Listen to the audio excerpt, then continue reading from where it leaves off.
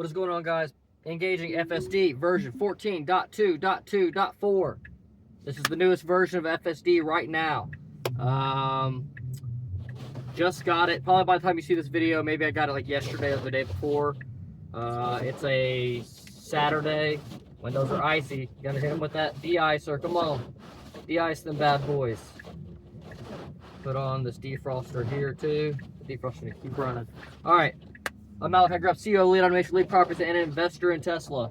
So it's snowy out right now, so I'm doing two things. Really, I was kind of hoping to do this in the previous version of FSD, just to see kind of how it compared, because now I'm not going to be able to compare this version of FSD until it stops snowing. However, I'll say that just a little bit of driving that I've done, and I'll just say .3 and .4. .3 was doing pretty good in the snow. It wasn't as bad as it is right now. Again, now we're on .4, and you can see the roads are pretty bad. Now, the vehicle is going like quite a bit slow. It's being very cautious, which I actually really like to see that. We're in standard mode. We're going 10 miles below the speed limit.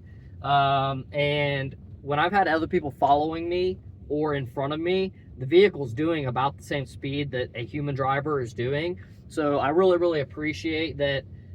It's operating at those speeds that is similar to other human drivers. It's a really good sign, just to showcase its safety, because like back on like version 13, it acted like the snow wasn't even there. Like it was just like very, very aggressively, how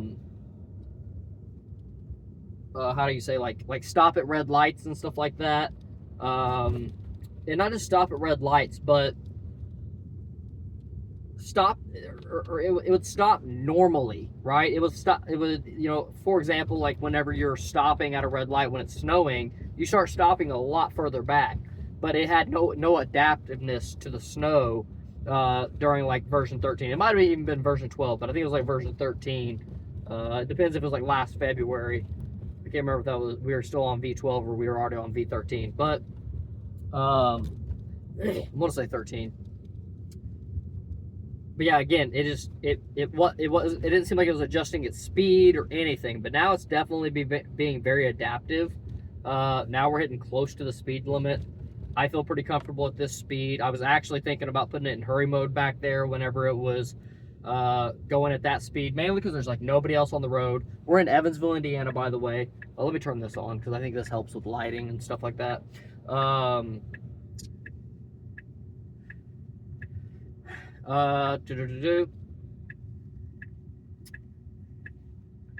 Lost my train of thought. Gosh, nabbit. Now I gotta buy a rabbit. But now, yeah, again, just being more adaptive. Oh, I think I was saying that I was gonna speed up back there because there's just no cars on the road, and I felt comfortable going at a faster speed. The weather is bad enough here, and the alerts are bad enough here, that major restaurants are shut down, like Longhorn and McDonald's, and there's a ton of locations that are shut down right now because the weather's supposed to be so bad. As of right now, I don't really consider this very bad. It probably won't get bad, in my opinion, until like late into the night or in the early morning. This looks like it might have a little bit of iciness on this road right here, which I can't really test it without like disengaging and like re-engaging. But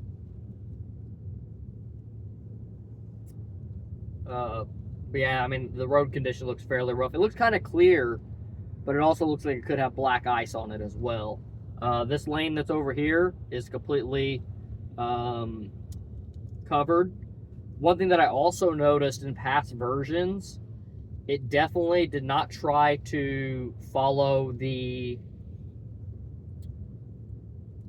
ruts in the road. So like right now, we're staying in the ruts in the road. I'm not sure if that's the main reason why it's not in the left lane right now. But if it was driving in the left lane and this right lane was at the clarity level that it's at now, I would feel uncomfortable, especially going at this speed. Like, if we're going to be in that left lane with as much snow coverage that's in that left lane, this looks pretty black icy. You're about to hit a turn real quick. I mean, I don't feel any slippage at all. You can even kind of hear, I don't know if you can hear, but I can hear the snow kind of like crunching underneath the tires. I can hear like the squeakiness of the road. So we're going this outer road right here. So this is going to get pretty rough. We were just on one of Evansville, Indiana's maiden roads, Burkhart. This is like outer, I think it's Lincoln. It's not Lincoln Road. Lincoln Road's up there. Let me check this road. It really probably doesn't matter to you if you're watching this video from outside of Evansville. Oak Grove Road. Yeah, I mean, this is looking pretty intense. Okay, good. I'm glad to see it get over to the left more. And it definitely needs to be because we're in white striped lines right here, but it can't really see that. You can barely see that. Now, I need to see it get over here. Oh, look, it's doing it. Wow, that was freaking great. So now we're following the ruts. We're following the ruts of the other vehicles that have driven down this road. Now we're about to go over a bridge. I'm actually going to get really close to like holding the wheel. I feel pretty confident in the vehicle itself. I just don't know how it's going to react during a slippage. So if we have like a major slippage, I think this is icy up here on this bridge. I mean, but it handled it nice. And it looks like it's staying pretty good into these ruts. It might be shifted to the right just a little bit. Like, to be more optimal, it could be to the left, just like, you know, 3 to 6 inches or something like that. Okay, we have some patchinesses and some clearnesses.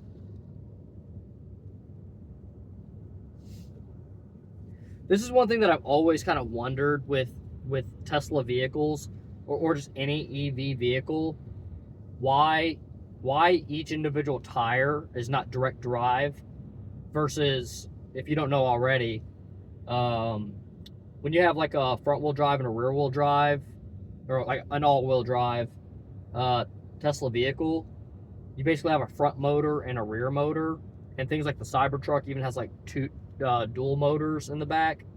You might even have dual motors on like the Model S and stuff. I can't recall, but they basically link into a transmission, kind of in the same way that an engine would link into a transmission. Now with a gas-powered vehicle, it's one engine to all 4 tires. So what are you doing here, buddy? You do gain some advantage with having your, you know, electric motors, one in the front and one in the back, but you're not going to gain as much advantage having direct drive of every single tire. Now, maybe it's because it's better to do like traction control like mechanically, but if I'm not mistaken, traction control is an electronic feature still. Maybe there's some mechanics behind it where it just makes sense for it to be driven by one device, and then as something slips, there's like some type of mechanical nature of traction control that just makes that type of traction control very reliable versus like a software driven traction control. However, my opinion is if you had individual direct drive to each individual tire, that you could have even more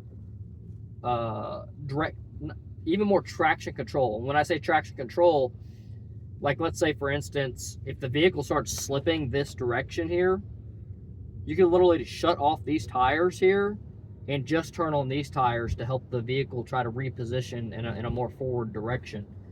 You could even apply breakage to these tires over here to allow to a recorrection. You could even plausibly put a little bit of negative force against the. Now, I mean, that probably wouldn't be good because that'd create more slippage, but you could at least regen on that one side and drive with this side to, again, recorrect the vehicle. So yeah, again, I don't know why. There's also some like pretty cool things that they can do, like rear wheel drive to front wheel drive. So you could apply more power to the rear than you do the front to kind of create like basically like a sandwiching of power, or do the opposite where you're applying a little bit more power pulling and a little bit less on the pushing, just to give you better results, you know. if I'm not mistaken, if you have a little bit more force from the rear going to the front, it kind of creates like a I don't want to say it creates more traction control. It creates like a sandwiching, kind of like a gecko or lizard, how they like they stick onto like glass, that suction-y type of thing.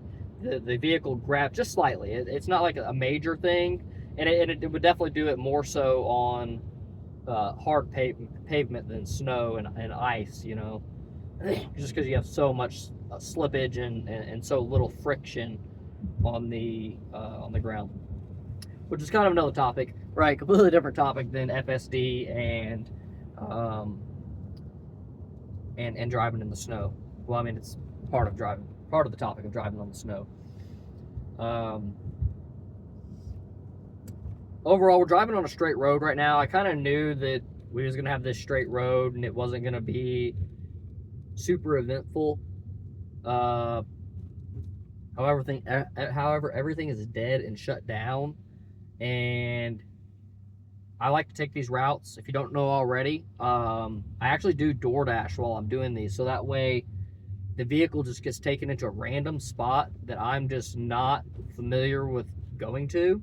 Like, I have no dictation on where we are going, and I love to see also how it handles not last mile, but last point miles, right? Meaning, how does it handle people's houses?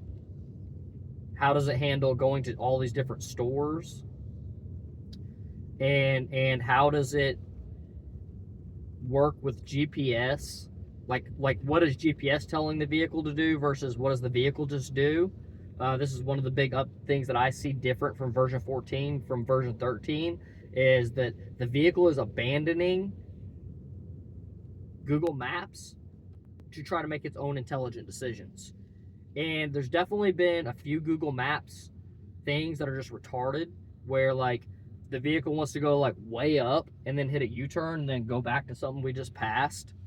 And then the vehicle said, I'm not doing that, and just takes a right or takes a left exactly where we need to go. Because the U-turn dealio that it's wanting us to do is not common for our area. It's pretty frowned upon. If I'm not mistaken, I think it's illegal to do U-turns in intersections in our area. So, so yeah, I mean, again, it's a frowned upon thing, and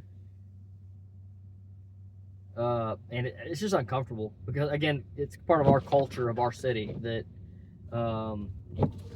it just doesn't feel good. By the way, I got de-icer in here, and this de-icer works phenomenally. I believe it's Rain-X de-icer, but I had standard fluid in there before, like factory whatever came in the vehicle, and it was like trash. It would definitely had no de-icer in it at all, and or like very minimal, because this shit's just melting the ice. The other stuff was just like clumping up ice and dragging big chunks of ice. So I highly advise, if like you're using FSD, get some de-icer in your vehicle, because it was like literally to the point of not even being able to use FSD and me not even really being able to see the road, to like now the windshield's like pretty clear. Sometimes I had to manually tell it to dispense, which is one of my feedbacks to Tesla. They should put it part of the FSD sequence to auto dispense fluid. Now, maybe you need to toggle something that says, hey, I have de-icer fluid in there, because using the regular fluid, it can actually make it worse because it doesn't have de-icer, and so you spray liquid onto your windshield, and then it just freezes immediately because it's so cold. We're at 14 degrees Fahrenheit right now. So it's pretty chilly out there, and then on top of that, we're going at like 30 miles an hour. By the way, the speed, it's going right at the speed limit. I feel pretty comfortable at this speed. I think other people are going like slower. They look like they're going a little bit slower. We haven't seen too many people on this road. This is kind of like an outer road to go to like where we're going. We're 7 minutes away still. Holy moly. Gosh, nabbit. I don't know if I'll run this all the way out to the end. I really want to show you guys getting to the end. However, I don't know if you guys want to hear me talk for like 7 more minutes. Sounds like a treacherous thing to go through. He's kidding. But we're actually going to Newburgh, Indiana. We're actually approaching Newburgh, Indiana right now. So that's Paradise right there. So Newburgh's right there. This is the elementary school or middle school or some shit like that. Yeah, because Castle High School is right over there. Okay, we should get into like even sketchier areas. So that was like the in between kind of back road between Evansville and Newburgh, and they're kind of just like sub cities of each other. They are still their own independent cities, I think, with their own like independent mayor. So this is like rough. I might throw her in chill mode right here, dude. And we're approaching a snowplow truck. Oh shit. Oh my god. Oh my god. Oh my god. Woo-hoo-hoo-hoo! Holy moly. That was a little bit sus. That was kind of sus. That had me a little bit scared.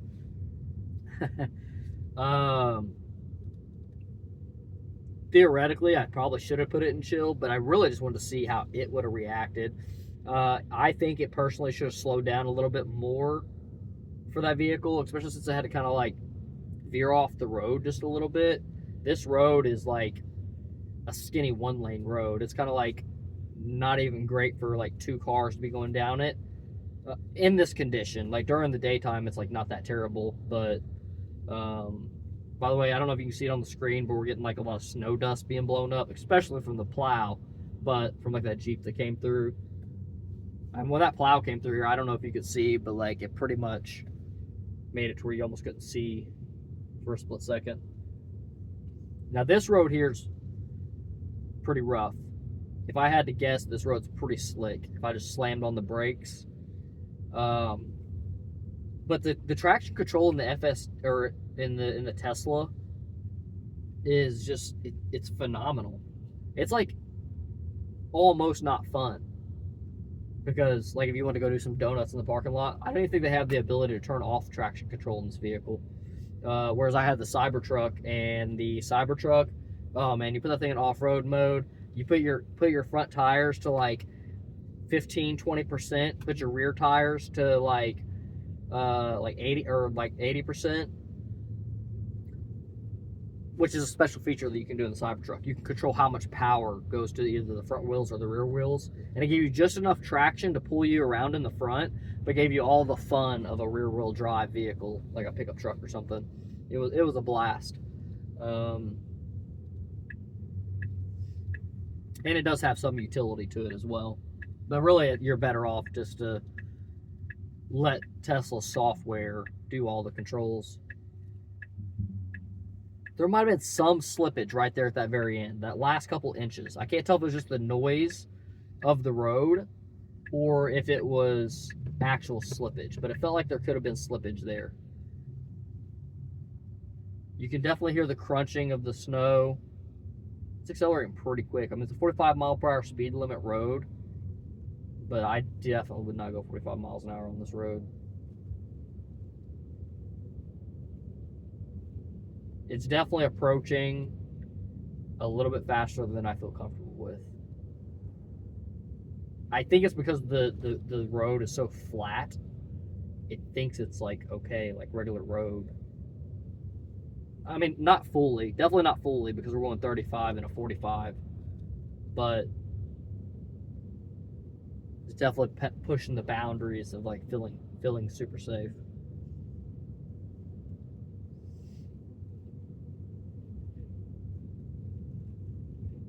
Okay, we're gonna go into a neighborhood over here. So this is like an important part of this video. So if you stuck around this long, I would just wait this next couple of minutes as we drive through this neighborhood over here. There's some nice ass houses over here. I haven't been out this way in a little while. This is all new. This is crazy. Holy crap. All these houses out here are like $500,000 houses. Which for Evansville, Indiana standards is extremely expensive. Our median house is like 180 or some shit. Yeah, there's some badass houses out here, man. Well, I'm about to move out here, man. Shit. Holy cow, when they build all this?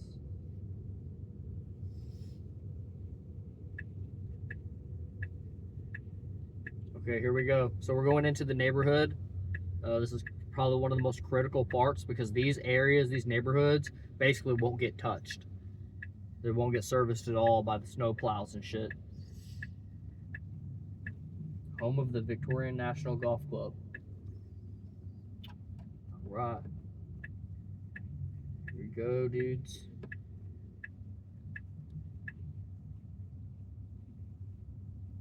The road's not terrible out here.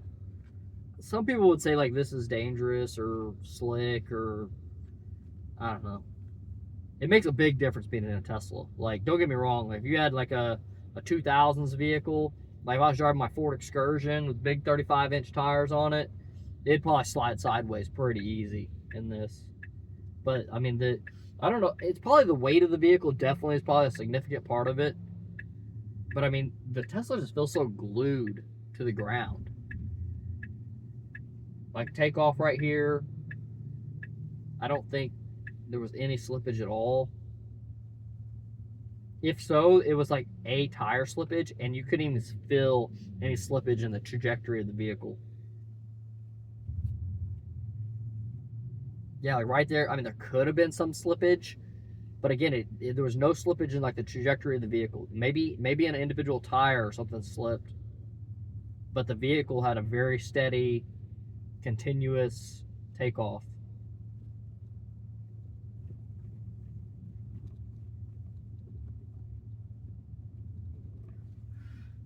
Snow's probably maybe 2 to 3 inches thick. Okay, we're coming to the end of it here. Oh, what the heck is going on here, dude? Oh my god. Oh, dude, it's doing it. Holy moly, Jolie. Oh, oh. It's driving up in their driveway. This is like a peculiar little scenario here, too. These are like condos or some shit. I guess they're not condos, but are we driving in their front yard or are we driving down their driveway? I guess it's got to be the driveway. All right, wow. There's the front door right there. So, yeah, guys, stay tuned because I'm going to do more of these videos.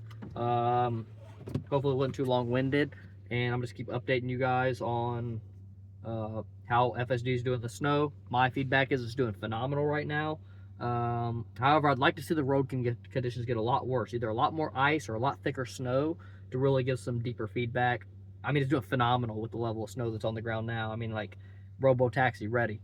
So, again, subscribe so we can talk about Tesla FSD, Tesla stock, investing in other stocks, AI, property investments, all these different things. Catch y'all the next one. Hopefully y'all learn, and hopefully y'all get wealthy. Peace.